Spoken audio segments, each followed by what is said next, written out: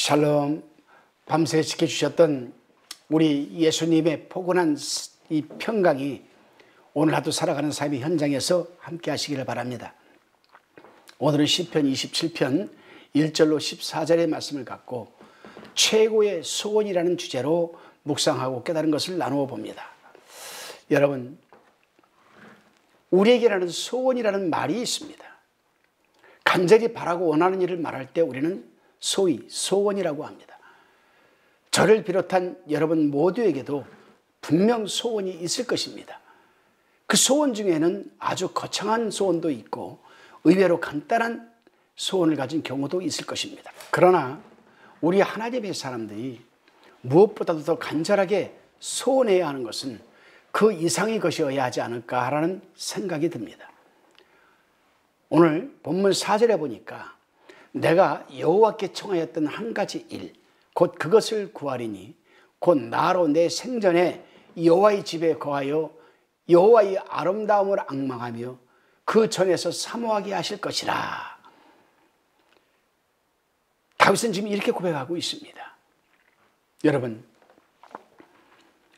여러분들은 하나님에게 기도하시면서 하나님의 그 아름다움 무엇일까?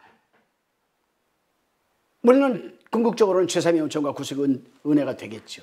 그러나 그 이상의 하나님의 여러분 아름다움이 무엇일까? 그거를 다윗은 하나님의 성전에 나가서 그것을 지금 구하고 있습니다.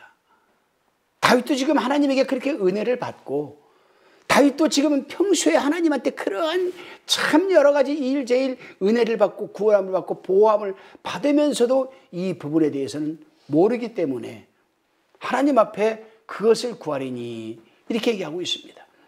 여러분, 우리는 어떻습니까?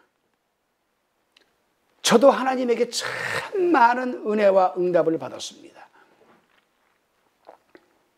지금도 참 바쁘게 쓰임을 받고 있습니다.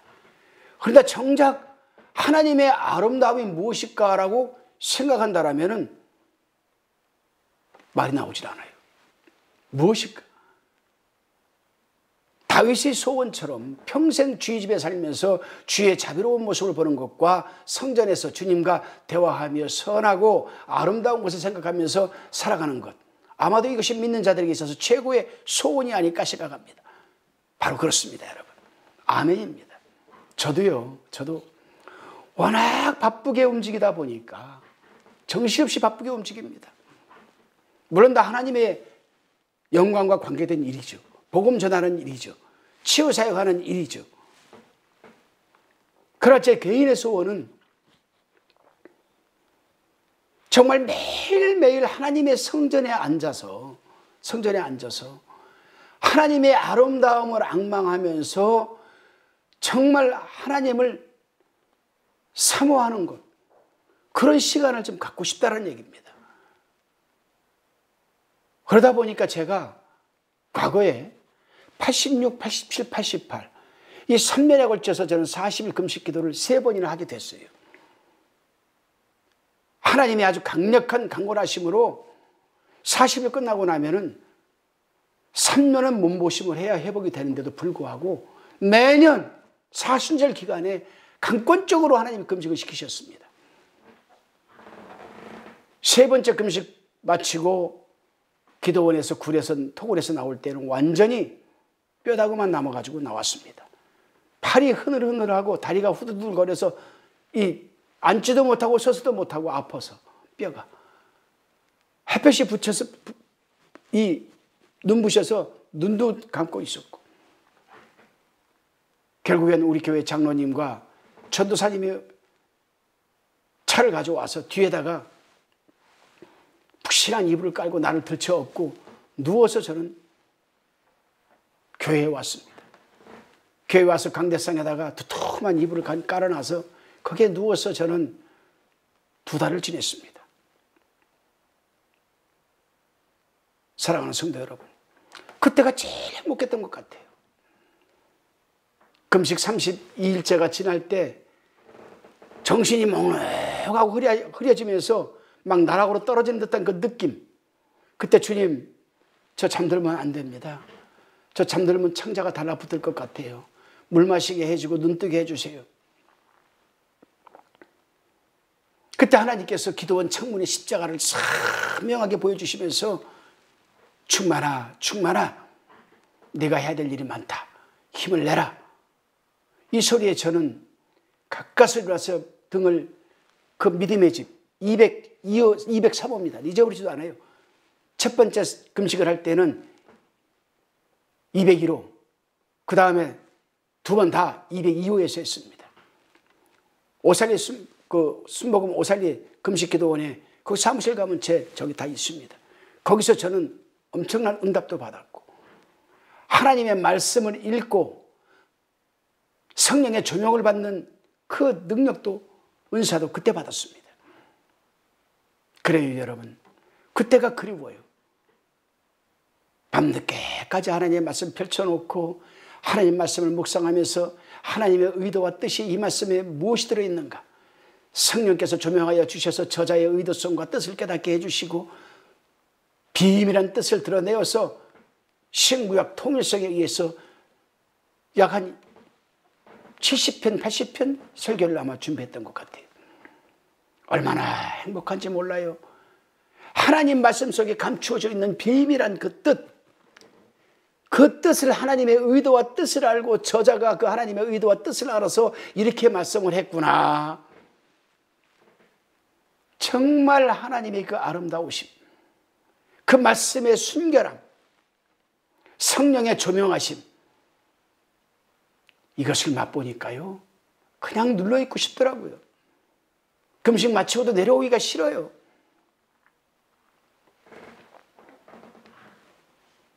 바로 이러한 부분이 하나님의 성전에서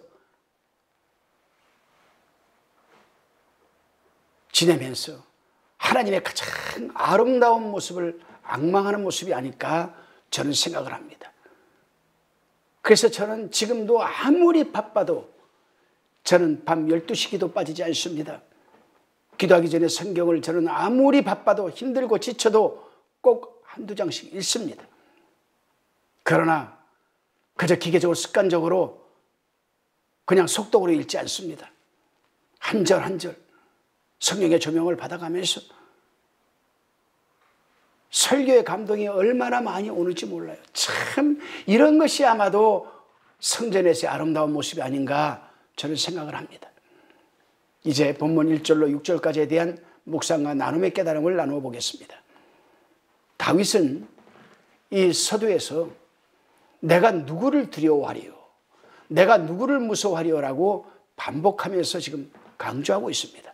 이것은 믿기 어려울 만큼 다윗이 담대한 용기와 확신에 찬 신앙 고백이 아니겠습니까? 하나님이 나를 지켜주실 것이다, 하나님이 나를 보호해 주실 것이다, 이런 확신에 찬 믿음의 신앙이 아니고는 이렇게 고백할 수가 없는 겁니다. 당시 살얼음판 위를 걸어가듯한 이 환난의 시기에 이처럼 모든 두려움을 일축시켜버리고 승리를 확신하는 다윗의 신앙은 참으로 우리가 높이 평가할 만한 것 아니겠습니까? 그렇습니다, 여러분. 다윗은 그러한 신앙을 통하여 위기에 처할 때마다 그 위기를 극복하고 마음의 평안을 회복할 수 있었습니다. 그러하게 다윗은 자신이 처한 입장에 대해서 불평 대신 감사를, 의심 대신 확신을, 조급함 대신 신중함을 가질 수가 있게 된 것입니다. 그래서 이런 부분을 어떻게 우리가 깨닫게 되냐면은 다윗이 자기 아들 압살롬에게 배신을 당해서 왕국에서 쫓겨날 때 어관을 벗고 어의를 벗고 어신을 벗고 그저 벽광목 흰 옷을 입고 무기또 시내를 건너갈 때 다윗을 저주한 사람이 있죠. 그때 다윗의 사람들이 쳐서 죽여버릴까요? 아니다, 놔두어라, 놔두어라. 하나님이 그렇게 시켰으면 당연히 받아야 되지 않겠냐. 야, 그런 상황에서도 하나님을 의지하고 하나님을 신뢰하는 이 다윗의 모습, 하나님이 어찌 기뻐하지 않으시겠습니까? 결국에 하나님께서 다윗을 회복시켜 주시지 않았습니까? 그렇다면 다윗의 그런 신앙의 힘과 용기는 어디에서 오는 것일까? 그것은 자신과 하나님과의 바른 관계성에서 나오는 것이라고 저는 생각을 합니다. 올바른 관계성. 다윗은 여호와는 나의 빛이요 나의 구원이시라고 1절에서 고백합니다. 다윗의 용기의 근원이 바로 여호와 하나님이시라는 사실을 여기에서 우리는 발견할 수가 있습니다. 여러분, 우리 속에는 다윗 시대에는 성령이 없었죠. 특별하게 하나님이 특별한 사람에게 기름을 부어서 하나님의 씨를 부어서 사용했지만 신약시대에 들어와서는 오순절날 하나님께서 불이 혀 같은 것이 갈라지게 하면서 온 사람들에게 보편적으로 여러분 성령이 내려왔습니다. 그럼 성령이 우리 속에 왜 들어오셨을까를 우리 한번 생각해 봐야 돼요. 성령이 우리 속에 왜 들어오셨을까? 우리에게 어떠한 요구하는 것이 있고 목적이 있으니까 들어온 것 아니겠습니까? 근데 그 목적 가운데 첫 번째가 뭐냐? 두 가지입니다. 첫 번째가 뭐냐? 바로 하나님과 긴밀한 교통을 이어주기 위해서. 우리가 죄를 지었으면 우리 속에 있는 성령께서 회개할 수 있도록 감동을 주십니다. 우리가 잘했으면 성령께서 마음을 평안케 하시면서 예수님의 평안을 부어주시고 잘했다 칭찬 듣는 감동을 주십니다. 교통하기 위해서. 이걸 우리 커뮤니케이션이라고 합니다. 그런데 두 번째는 뭐냐? 커뮤니케이션으로 그치는 것이 아니라 성령이 우리 속에 들어와서 내주하는 것은 커뮤니케이션이 그치는 것이 아니라 커뮤니케이터를 만들어주기 위해서 우리 속에 들어와 계세요. 커뮤니케이터는 뭡니까? 우리가 성령이 들어와서 감동을 주고 복음을 전할 때 감동을 주고 성경을 읽어도 감동을 주고 우리 성격과 개성과 형편에 따라서 은사도 부어주시고 그래서 긴밀하게 하나님과 교통하고 살아간 삶 속에 우리가 권세와 권위와 능력을 발휘하며 살아갈 수 있도록 교통하는 거예요. 그러면 커뮤니케이터는 뭐냐? 우리의 개성과 지식과 지혜와 살아온 삶과 문화적인 것에 따라서 우리 형편에 맞는 대로 은사를 부어주시죠. 왜 부어주십니까? 교회를 섬기는데 유익이 되라고. 복음을 전하는데 유익이 되라고. 능력이 되라고. 그래서 과거에 우리 같은 사람에게 복음을 전해서 그 사람을 다시금 하나님 품으로 인도해 드리는 커뮤니케이터가 되라고 우리 속에 들어와 계신 거 아니겠습니까? 바로 이 두 가지를 우리는 잊지 말아야 되는데 다윗은 바로 이 두 가지를 성실히 행하였다는 사실입니다. 그렇습니다, 여러분. 우리 하나님은 지금도 살아계셔서 당신의 자녀들에게 실제적이고 구체적으로 우리를 인도하여 주시고 보호하여 주시고 구원해 주시는 분 아니겠습니까?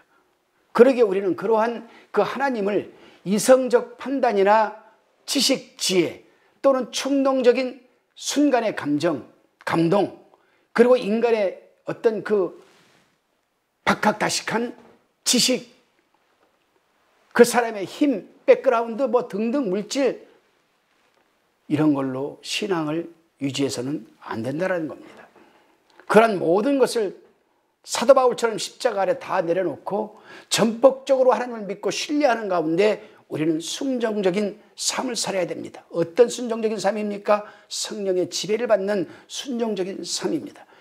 그럴 때 하나님께서는 우리가 완벽하지는 않지만 그래도 성령의 지배를 받게 되면은 그제서야 우리가 배워왔던 지식과 지혜와 살아온 삶의 문화 등등 이것을 들어서 복음을 전하는데 한나라 확장 사업에 쓰임받게 하시는 겁니다. 누구처럼? 바로 사도 바울처럼. 여러분, 그러한 신앙생활이 영이 되기를 간절히 부탁을 드립니다. 다시금 본문 7절로 14절까지에 대한 묵상과 깨달음의 나눔입니다. 다윗은 인간적으로 볼 때 절망적인 상황이었습니다. 그럼에도 그는 결코 실망하지 않고 하나님의 얼굴을 진심으로 간구한 모습을 우리는 7절에서 알 수가 있습니다. 그리고 8절 말씀을 보게 되면은 하나님의 말씀, 그 말씀을 통해서 환난 날에 하나님께 간구하는 것이 하나님의 뜻임을 인식하고 그렇게 실천하였습니다. 아주 이 부분이 중요한 부분이에요. 중요한 말씀입니다. 하나님의 말씀을 통해서 내가 어려울 때 하나님께 간구하는 것, 그리고 내가 지금 환난을 당했어도 이것이 하나님의 뜻임을 인식하고 순종하는 것, 이게 바로 우리 살아가는 그리스도인들의 문제 해결의 핵심 키워드입니다. 그래요, 여러분. 어려움을 당하실 때 절대로 실망하지 마시고 하나님의 말씀을 먼저 대하십시오.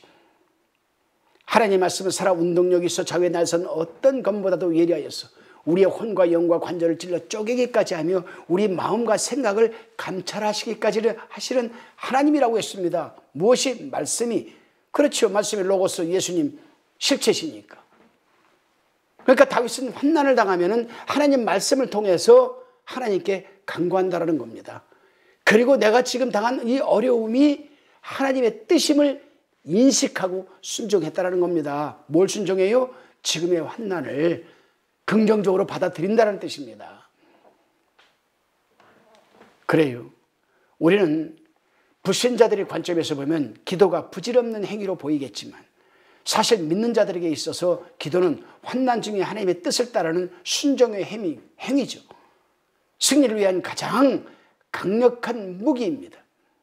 그리고 우리는 여기서 진정한 믿음은 환난의 시기에 더욱 잘 드러난다는 사실을 자각할 수가 있습니다. 그렇습니다, 여러분. 참된 믿음은 환난 속에서 더욱 간절하게 기도함으로 하늘로부터 임하는 새 힘과 위로를 받고 하나님의 말씀을 붙들게 되면은 자신의 어려움을 능히 이겨나갈 수가 있는 겁니다. 여러분 믿으시고 하나님의 말씀을 쭉 읽어보세요. 내가 지금 당한 형편이 어렵습니까? 어떤 어려움입니까? 그 어려움을 당했던 구약시대의 인물들이나 신약시대의 인물들의 내용을 찾아서 한번 읽어보십시오. 얼마나 위로가 되고 힘이 되고 문제 해결의 키워드가 그곳에 있음을 믿으시기를 바랍니다. 기도드리시겠습니다.